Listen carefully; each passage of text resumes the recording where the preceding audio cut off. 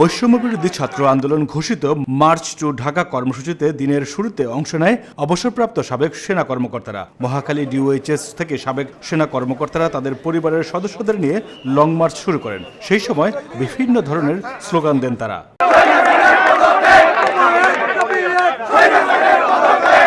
চলমান কারফিউ উপেক্ষা করার ঘোষণা আগে থেকেই দিয়ে রেখেছিল আন্দোলনকারীরা। তারই অংশ হিসাবে লং মার্চে অংশ নেয় সাবেক সেনা কর্মকর্তারা। সারা দেশের শিক্ষার্থীদের হত্যার বর্ণনা দিতে গিয়ে আবেগ আপ্লুত হয়ে পড়েন কেউ কেউ।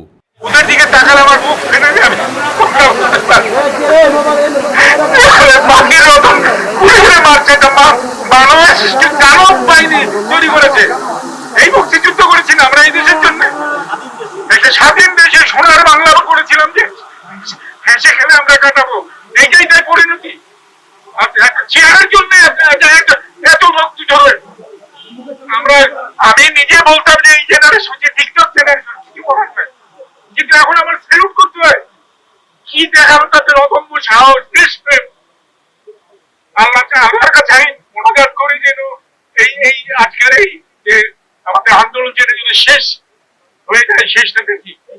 জনগণের প্রতিপক্ষ বানাবেন না, গোলাগুলি করবেন না।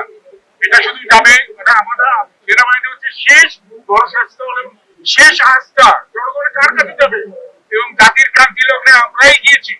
শিক্ষার্থীদের কেন গুলি করে মারা হলো তার জবাব চান তারা। যে আপনারা যারা রাস্তায় আছেন, যারা রক্ত খরণ করাচ্ছেন, একবার চিন্তা করবেন যে বন্দুকটি, যে বুলেটটি আপনি ছুড়ছেন, সেটা আপনার সন্তানের গায়ে। এটা আমাদের দেশ, আপনাদেরকে রক্ষা করতে হবে। অবসরপ্রাপ্ত ব্রিগেডিয়ার জেনারেল সাখাওয়াত হোসেন বলেন, মানুষ মেরে এইভাবে কোন সরকার দেশ চালাতে পারে না।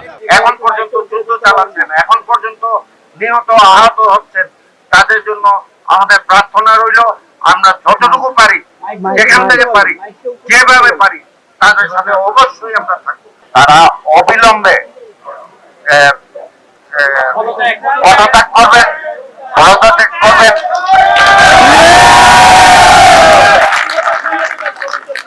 এবং এই দেশকে, যারা দেশের মালিক, এই তরুণ এবং জনতা এই দেশের নাগরিকের কাছে ফিরিয়ে দিবেন।